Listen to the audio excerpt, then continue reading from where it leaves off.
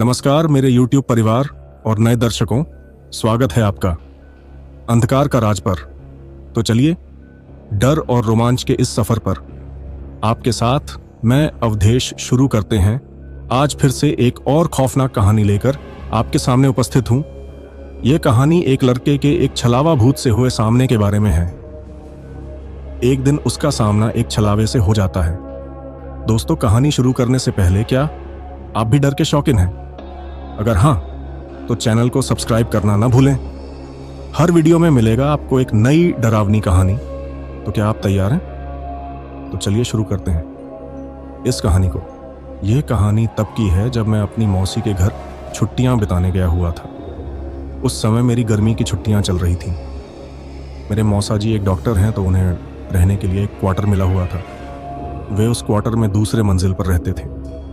उनके फ्लोर पर एक बालकनी थी जिसके पीछे की ओर एक जंगल था और रात के समय उस जंगल से अजीबोगरीब आवाज़ें सुनाई देती थी।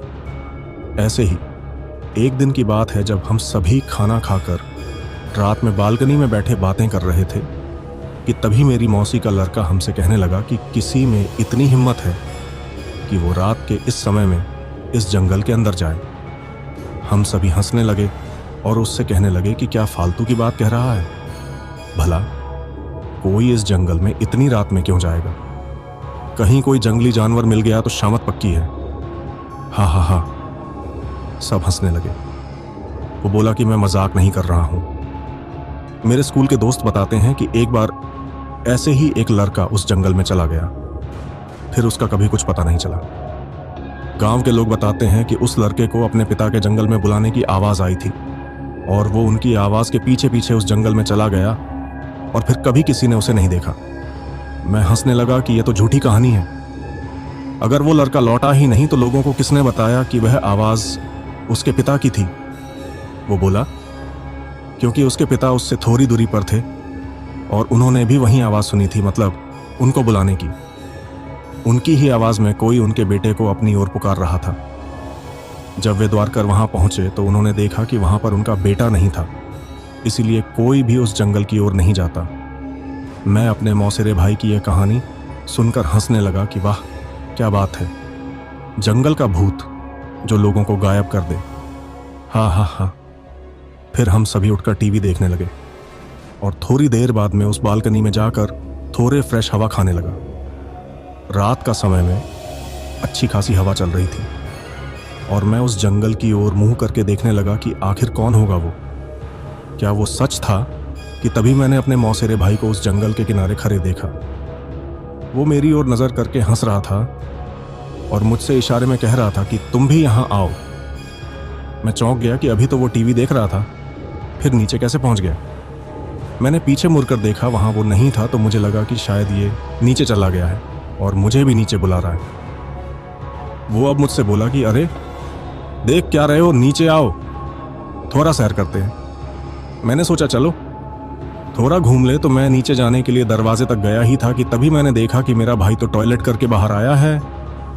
यह देखकर मैं सकपका गया। मेरे रोंगटे खड़े हो गए और मैं बस यही सोच रहा था कि अगर ये यहाँ है तो वहाँ नीचे कौन है। मैं उससे बोला कि तुम तो नीचे थे, इस बाथरूम में कब आए? वो बोला कि मैं तो यहीं था। मैं तो बाथरूम गया ही नहीं हूँ, तुम क्या बोल रहे हो? मैं उससे बोला कि मैंने अभी अभी तुम्हें उस जंगल के किनारे देखा था और तुम तो मुझे बुला भी रहे थे। वो बोला मजाक मत करो, तुम्हें क्या लगता है मैं डर जाऊंगा? मुझे पता है कि तुम मुझे डराने का प्रयास कर रहे हो, पर मैं नहीं डरने वाला। इतना कहकर वो टीवी देखने चला गया।